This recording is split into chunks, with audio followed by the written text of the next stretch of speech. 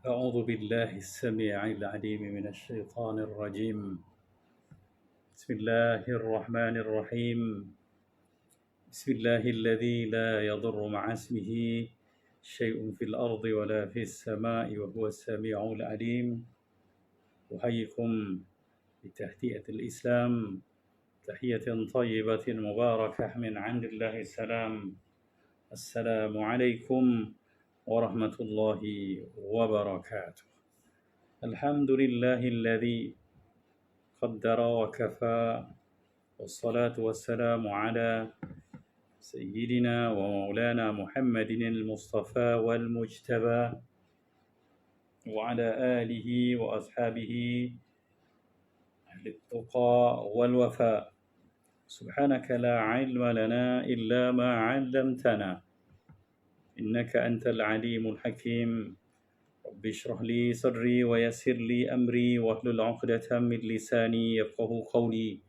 سبحانك لا علم لنا إلا ما علمتنا إنك أنت العليم الحكيم. لا حول ولا قوة إلا بالله العلي العظيم. أما بعد.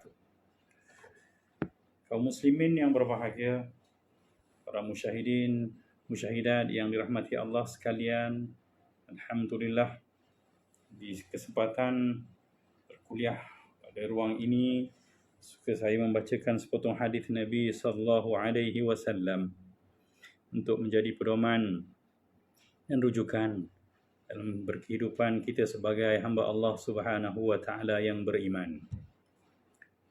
Selawat dan salam kita utuskan buat junjungan besar Nabi kita Muhammad sallallahu alaihi wasallam. Selawat yang menjamin keselamatan, selawat yang mengundang keberkatan, selawat yang melimpahkan kerahmatan dari sisi Allah Subhanahu wa taala yang mensyariatkan selawat ini untuk kita semua kepada Nabi kita Muhammad sallallahu alaihi wa alihi wasallam. Pada malam ini saya memetik sepotong hadis yang diriwayatkan oleh Imam Al-Bukhari rahimahullahu taala. Hadis daripada Ibnu Umar radhiyallahu anhuma yang bercerita, akhadha Rasulullah sallallahu alaihi wasallam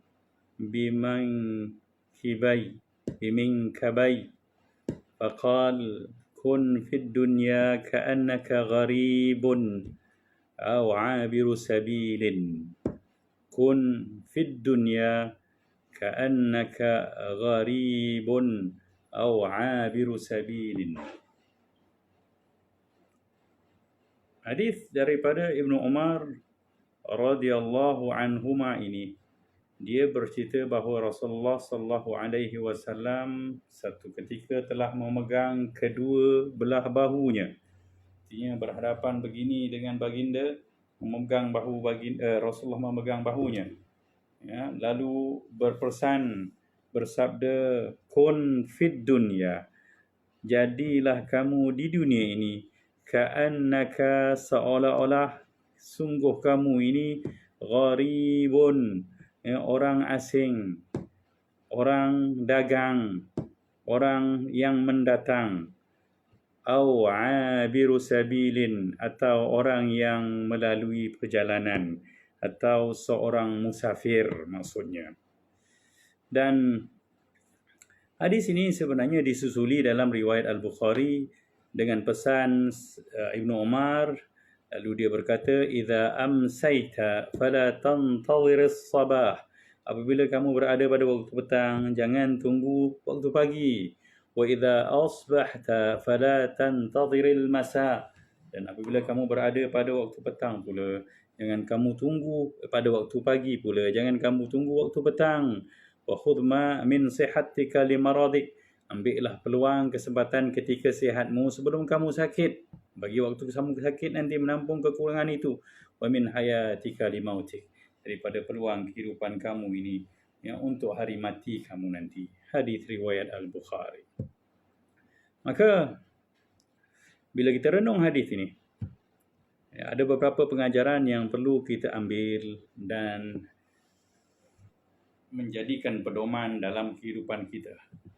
Pertamanya, bila Rasulullah sallallahu alaihi wasallam, cara baginda sallallahu alaihi wasallam ini untuk memperkatakan sesuatu yang penting, baginda akan menarik perhatian seseorang sahabat atau siapa sahaja yang ingin baginda pesan itu kepada apa yang dia perkatakan. Maka perasan tak, Sayyidina Umar, Ibnu Umar ini sangat ingat bahawa Nabi SAW ketika mana memulakan bicara dengan Ibnu Umar ini, Rasulullah memegang kedua belah bahunya. Ya, laqad akhadha an-nabiy sallallahu alaihi wasallam biminkabai. Ya, jadi Rasulullah pegang dua belah bahu ya Ibnu Umar ini untuk apa? Untuk menarik perhatiannya, untuk Ibnu Umar ni memberi tumpuan kepada baginda dan menghimpunkan fokusnya kepada apa yang ingin baginda perkatakan. Kenapa? Ini menyatakan bahawa apa yang ingin diperkatakan, yang ingin disampaikan oleh baginda ini adalah satu yang besar dan penting. Maka begitulah sewajarnya kita. Bila mana kita ingin memperkatakan sesuatu yang penting, kita perlulah memberi suatu respon ataupun memberi satu tindak balas kepada pendengar, satu reaksi kepada pendengar agar dia memberi tumpuan kepada kita. Ya, contohnya dengan memberi salam dengan nada yang sesuai pada waktu itu. Tahu ya, dengan satu kata mula, ya, mohon perhatian dan sebagainya. Atau kalau orang-orang itu wajar kita sentuh dan pegang anak dan isteri kita, maka peganglah mereka. Dan ini akan menambah ingat rasa. Sebab tu Ibnu Umar radhiyallahu anhuma ingat perkara ini dan memulakan hadis dengan katanya akhadha Rasulullah sallallahu alaihi wasallam biminkabai. Rasulullah pegang kedua bahu aku. Artinya dia nak bercerita tentang apa yang Rasulullah nak pesan, tapi dia ingat situasi itu, suasana yang digunakan oleh baginda Nabi sallallahu alaihi wasallam untuk menarik perhatian itu, ya, agar tumpuan diberikan dan apa yang bakal diperkatakan itu menjadi kuat tersemat dalam ingatan. Ini skill ya dalam kita menyampaikan sesuatu, amanat, dakwah, pendidikan dan sebagainya. Perkara kedua, kita masuk kepada penceritaan hadis ini. Maka ketika mana Rasulullah mengatakan kun fid dunya ka'annaka gharib, ya, jadilah kamu kat dunia ni sebagai orang asing. Jadi orang asing je kat dunia ni. Artinya Rasulullah sallallahu alaihi wasallam nak memberitahu kepada kita melalui Ibnu Umar ni bahawa dunia ini bukan tempat tinggal. Ya, bukan darul iqamah.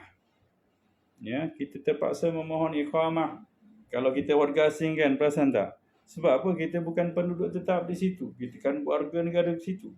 Jadi, untuk memudahkan pemahaman kita, bila kita sebut warga asing, kita kena faham macam sistem negara hari inilah. Kalau orang yang bukan warga negara kita Malaysia, untuk duduk di sini, mereka perlukan dapat visa, iqamah itu. Ya, untuk memastikan mereka layak dan boleh tinggal dalam satu tempoh masa yang tertentu. Maka orang yang sedar bahawa dia bukan penduduk asal, dia warga asing, dia perlu memperbaharui dan tempoh tinggal dia di sini, di negeri yang tempat dia menetap sekarang ni, tidak kekal. Dan dia perlu pulang atau keluar daripada negara ini. Dan inilah yang dimaksudkan oleh baginda Rasulullah sallallahu alaihi wasallam, kun fid dunya ka'annaka gharib. Sebab itu memang hakikatnya. Dunia memang bukan tempat tinggal kita. Semua orang-orang yang pernah tinggal di sini akhirnya meninggalkannya. Ya, sebab tu ada orang sebut dunia bukan tempat tinggal, tapi tempat meninggal. Betul.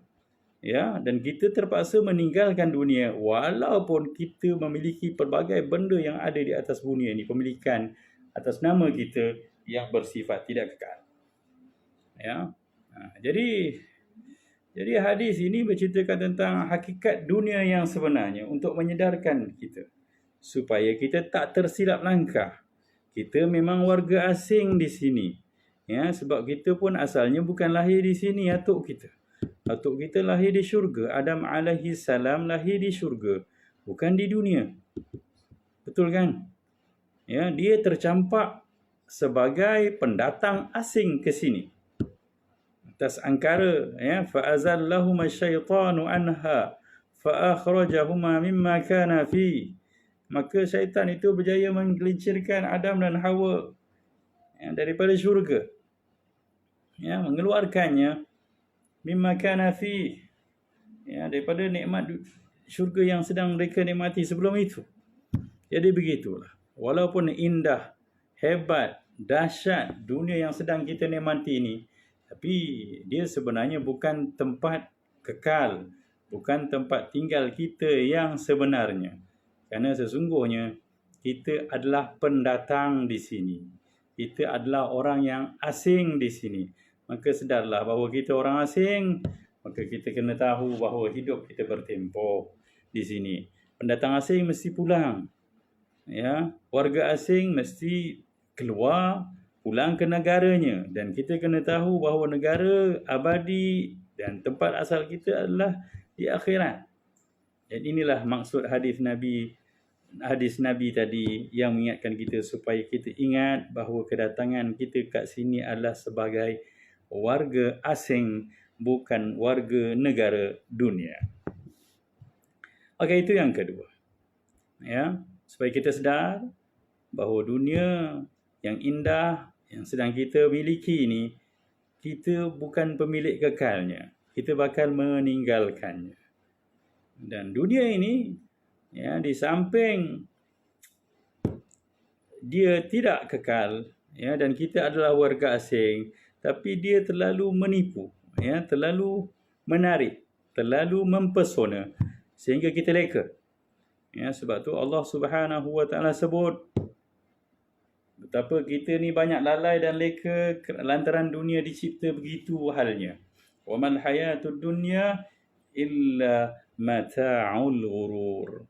Tidak adalah hidup di dunia ini, tiada dia, melainkan ini sifatnya mata benda, ya, perkara-perkara yang indah, yang elok pada pandangan kita, al-ghurur, yang menipu daya, yang sangat menipu. Jadi ini yang perlu kita pastikan, bahawa dalam kehidupan dunia kita ini jangan keluar daripada watak warga asing yang tinggal di satu-satu negara, satu tempat. Ya, maka kalau kita fahami, kembali kita kepada cerita gharib tadi. Ya, gharib ini telah dilakonkan wataknya oleh Nabi SAW dan para sahabat. Bahawa mereka tinggal di dunia, tapi mereka tidak ada dalam hati mereka untuk menggenggam dunia dengan terlalu erat. Pernah memiliki dunia, memiliki apa yang ada yang Allah kurniakan kepada mereka, tapi tidaklah menjadi benda itu sebagai pengikat, ya, penambat yang sangat kuat, lalu mereka tidak boleh melakukan kebaikan dan ketaatan pada Allah Subhanahu Wa Taala, dan, ya, melakukan ketaatan kepada Allah Subhanahu Wa Taala. Jadi apa yang dipesankan oleh Nabi kita Muhammad sallallahu alaihi wasallam ini adalah supaya kita ini sebagai seorang Islam janganlah hidup dengan terus berpaut kuat dengan dunia. Ya.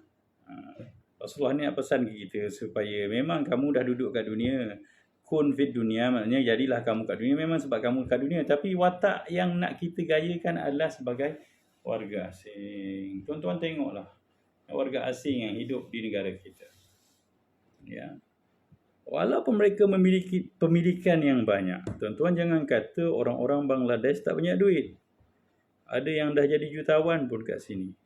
Mana tidaknya mereka bekerja siang dan malam, pagi dan petang, ya, dengan makan yang sangat sederhana, dengan gaya hidup yang sederhana.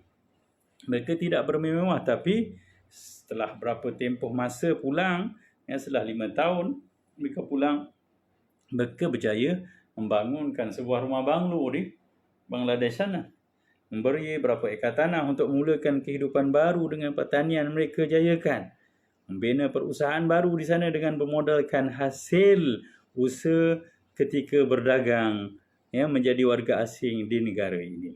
Begitulah halnya, ya. Kita yang berada di dunia ini mengumpul dana untuk berbahagia hidup di akhirat. Jadi pelik, ya, menjadi satu kepelikan kalau yang gharib, yang ajaib, ya, kalau seseorang yang jadi warga asing tapi dia lupa dirinya. Ya, bersama dengan kerja keras dia, dia belanjakan semua apa yang dia dapat, yang dia miliki di negara dagang dia ini, negara asing dia ni, untuk kemewahan dia. Ya, pernah tak kita jumpa orang Bangladesh, orang Indonesia buat banglo besar di sini? Yang sedangkan tahun depan dia nak balik. Dia tak buat, tuan-tuan. Dia tak buat. Duit yang dia banyak tu dia hantar ke Indonesia, hantar ke Bangladesh. Dia bekerja keras. Tapi kerja kerasnya tak persembahkan ataupun digunakan untuk kehidupan dia di Malaysia. Sebab apa? Dia tahu dia orang asing. Ya. Maka sebab itulah kita tengok orang Bangladesh walaupun banyak duitnya, ya, kita pernah bersembang dengan dia orang, ada orang-orang yang memang dah, ada yang memang ada tokek-tokek macam kalau kat Kuala Lumpur ni, ya, kompleks Kenanga dekat Pudu tu, majoriti tokek-tokek besarnya adalah orang Bangladesh. Dan mereka ni kaya raya. Tapi kalau kita tengok kenderaan mereka, ada juga yang berkenderaan mewah. Tapi untuk urusan perniagaan mereka tak beli banglo, mereka tak beli bangunan-bangunan yang hebat, tak boleh. Ya, mereka tidak hidup bermewah, makan, enjoy dan sebagainya, tak ada. Sebab apa? Mereka tahu bahawa selepas satu tempoh tentu mereka tak akan tetap lagi di Malaysia. Mereka perlu pulang dan membawa satu kejayaan, satu dana yang besar untuk memudahkan kehidupan yang lama, yang lebih lama tempohnya di negara asal mereka, iaitu di Bangladesh atau di Indonesia sana. Begitulah halnya kita. Jangan sampai semua peruntukan yang Allah berikan dalam kehidupan kita di dunia ini, kita belanjakan di negara asing dunia ini. Kita bukan warga dunia.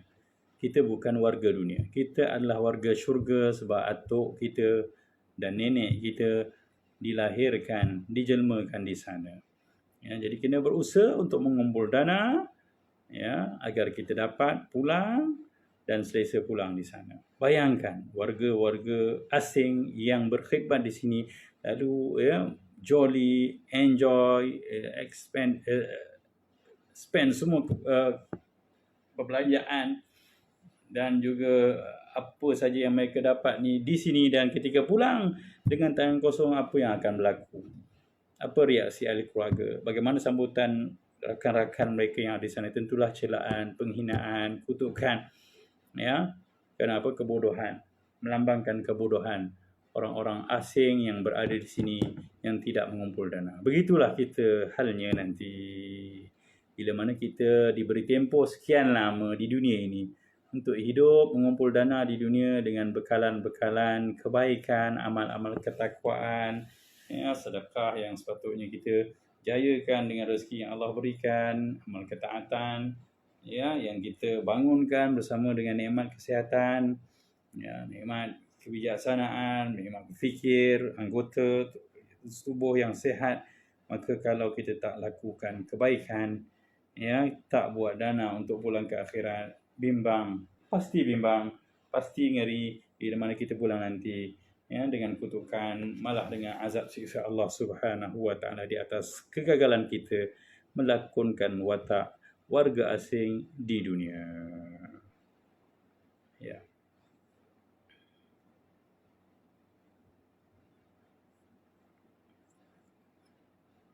Jadi orang-orang beriman, umat Rasulullah sallallahu alaihi wasallam, Rasul anjurkan agar hidup di dunia ini dengan watak ghurbah, terasing atau orang asing. Orang asing ni selalunya mereka hidup dengan penuh berjaga-jaga, penuh berwaspada. Itu antara watak orang asing. Sebab mereka risau kalau kesilapan yang mereka lakukan, mereka tertangkap atau dipenjarakan atau dihukum-hukumnya tentu berat. Mereka bukan berada di daerah mereka sendiri, keluarga jauh, tak ada siapa yang membantu. Maka sebab itulah, ya, Rasulullah memang sangat cantik perbandingan ini ataupun perumpamaan ini agar kita sedar, ya, bahawa kita menghadapi risiko yang besar bila buat kesilapan di negara asing ini. Ya, sebab itu Rasulullah sallallahu alaihi wasallam menganjurkan kita agar jadi orang asing, dan Rasulullah pernah kata fatuba lil ghuraba, maka beruntunglah orang-orang asing itu. Subhanallah. Apa yang dimaksudkan asing kat sini? Itu orang yang asing siasa berwaspada dan siasa berdisiplin dengan syariat Allah Subhanahu wa taala. istiqamah dalam ketaatan dan kepatuhan syariat Allah Subhanahu wa taala. Ya. Jadi kadang-kadang terpaksa mengasingkan diri dari cara hidup orang-orang banyak. Terpaksa buat benda yang asing daripada perbuatan ramai khalayak. Sebab Rasulullah pernah pesan dalam hadis Muslim, bada al-islamu ghariban. Islam ni mulanya asing, artinya tersisih. Tak ada orang suka, pelik pada yang lain kerana dia disiplin di manhaj Allah Subhanahu wa taala, wa sayaudu ghariban kama bada. Dan dia akan kembali asing, pelik sebagaimana dia bermula.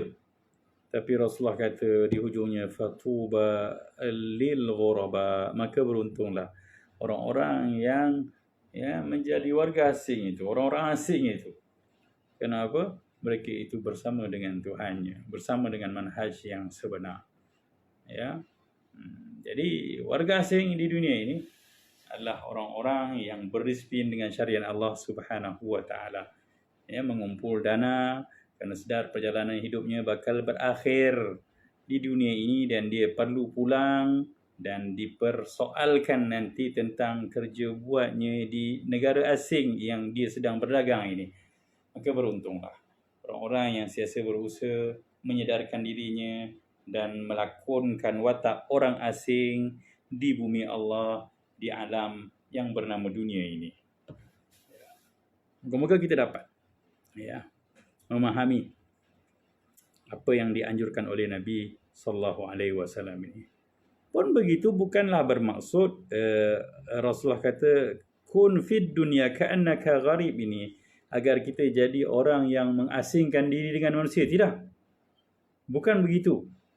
Sebab apa? Bukanlah bermaksud bergaul dengan manusia ini satu benda yang madmumah atau tercela. Tidak. Sebab Rasulullah sallallahu alaihi wasallam pun hidupnya bergaul dengan manusia, malah bercampur, malah berdakwah dengan manusia. Dan Allah pun menyebut tentang ya ayuhan nasu inna khalaqnakum min dzakarin wa untha wa ja'alnakum syu'uban wa qabaila lita'arafu. Dan sengaja Allah jadikan kita ni bermacam-macam puak dan kaum supaya kita, lelaki dan perempuan, supaya kita kenal mengenal, artinya untuk kita berinteraksi, bergaul dengan Malaysia, dengan mereka. Jadi, dan malah Rasulullah SAW juga pernah menyebut bahawa bergaul dengan manusia dengan kepayahan itu lebih baik daripada langsung mengasingkan diri tak mau bergaul dengan manusia. Ini hadis yang diriwayatkan oleh Tirmizi. Rasulullah berkata apa? Al-muslimu idza kana mukhalitan lin-nas wa yasbiru ala adahim khairun minal muslim alladhi la yukhalitun nas wa la yasbiru ala adahim. Jadi orang-orang muslim yang apabila dia bergaul dengan manusia dan bersabar dengan kepayahan yang dia lalui kerana percampuran dengan manusia itu lebih baik daripada muslim yang tidak bercampur dengan manusia, lalu dia tak merasa kepayahan pergaulan dengan orang-orang awam yang menyakitkan. Artinya kita berjuang, bermujahadah. Malah ada peluang untuk kita berdakwah kalau kita mampu. Dan itulah manhajnya. Maksudnya, kita bila Rasulullah suruh jadi kita orang asing itu bukanlah bermaksud kita ini mengasingkan diri. Tidak. Kemudian seterusnya, kalau kita lihat potongan kedua pula, watak kedua yang Rasulullah wakunkan agar kita ni hidup di dunia ini dalam kebaikan. Rasulullah kata au abiru sabilin, kun fin dunya ka'annaka gharib, Allah kamu ni orang asing, ataupun abiru sabil. Abiru sabil artinya orang yang melalui jalan, berentasi jalan, artinya orang musafir.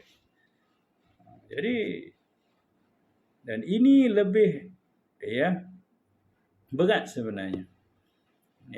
Ada dua pilihan, kamu nak buat cara mana?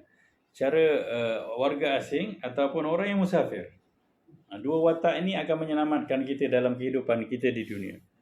Dan kita kena tahu bahawa orang yang bermusafir hidupnya lebih payah berbanding orang yang jadi warga asing tapi menetap di satu negara. Dan orang yang musafir abiru sabil ini lebih berzuhud daripada orang asing, warga asing. Sebab apa?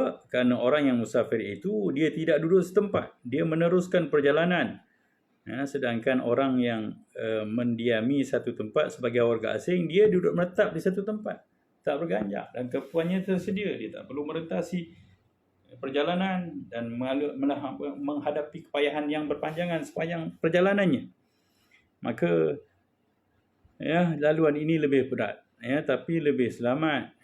Artinya orang-orang yang berjaya hidup sebagai seorang musafir ni, watak-wataknya yang pertama, dia tidak mengambil dunia melainkan sekadar apa yang cukup untuk keperluan permusafirannya. Ialah orang musafir, tuan-tuan. Orang musafir, tuan-tuan pernah musafir jalan dari satu tempat ke satu tempat. Kadang-kadang kita balik kampung, kita tak bawa minyak kereta,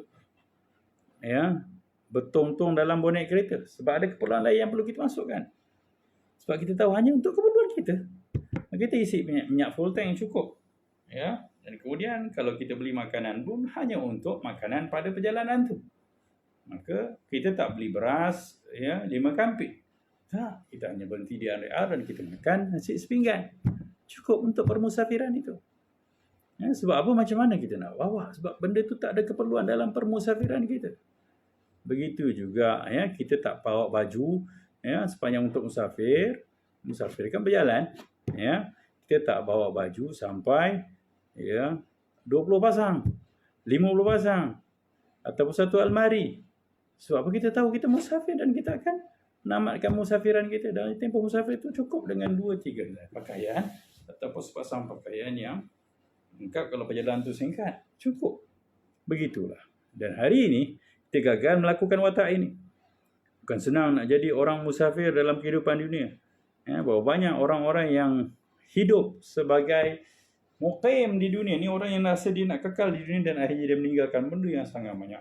Bila dia mati, tengok pakaian dia, subhanallah, penuh almari kasut dia, yang dia pakai untuk dia. Berapa orang musafir boleh pakai kasut berapa banyak?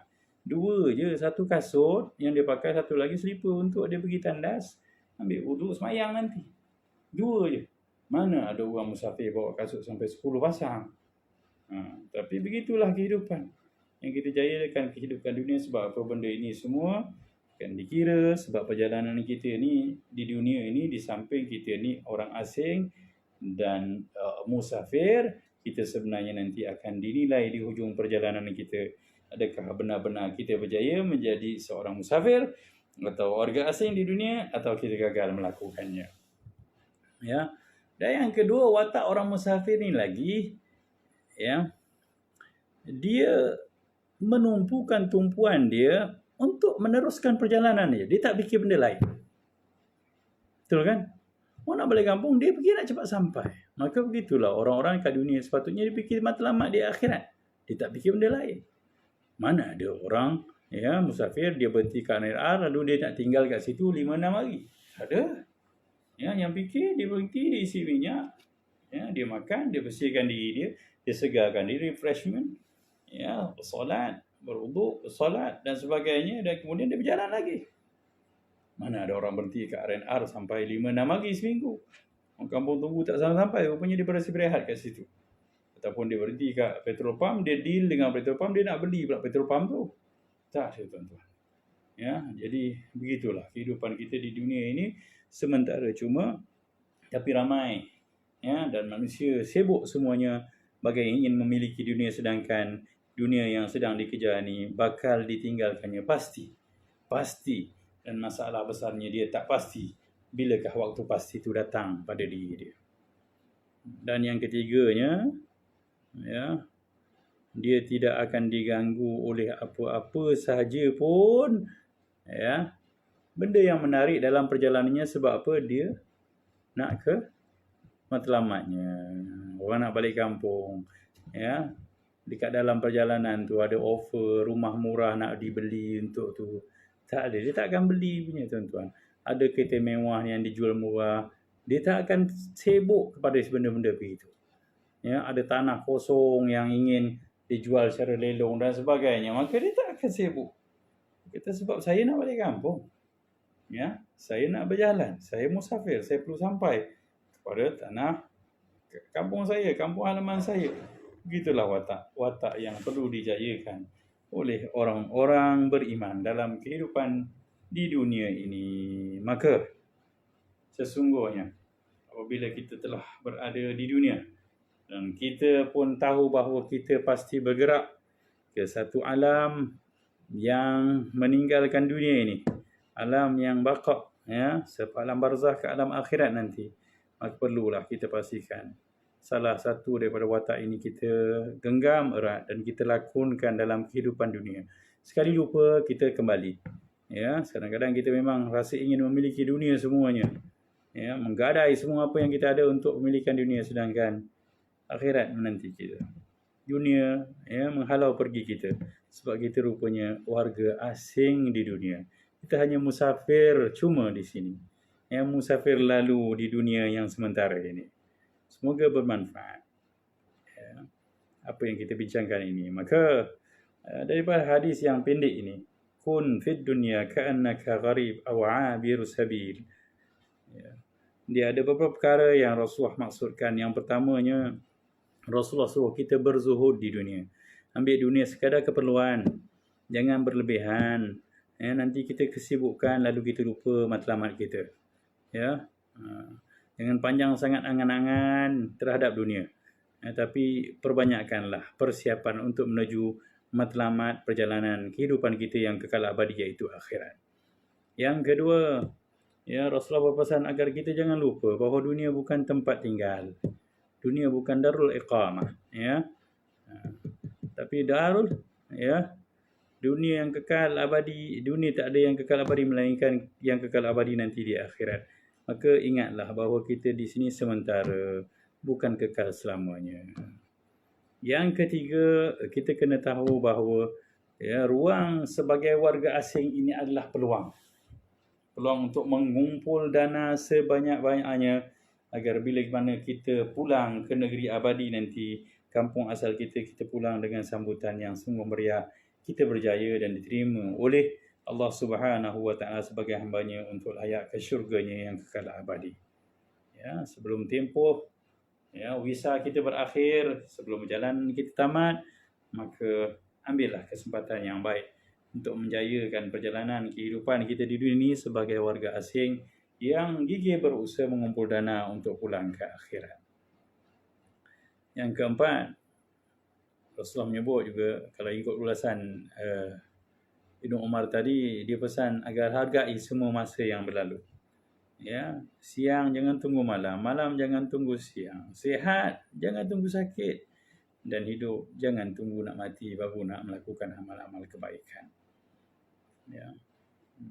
Dan hadis ini juga bukanlah menghalang untuk kita menikmati dunia, tapi jangan sampai kita terleka bahawa kita tetap berada di landasan yang sebenar sebagai warga asing atau seorang musafir di dunia yang fana ini. Semoga bermanfaat. Qul qawli hadza wa astaghfirullahal azim. Assalamualaikum warahmatullahi wabarakatuh.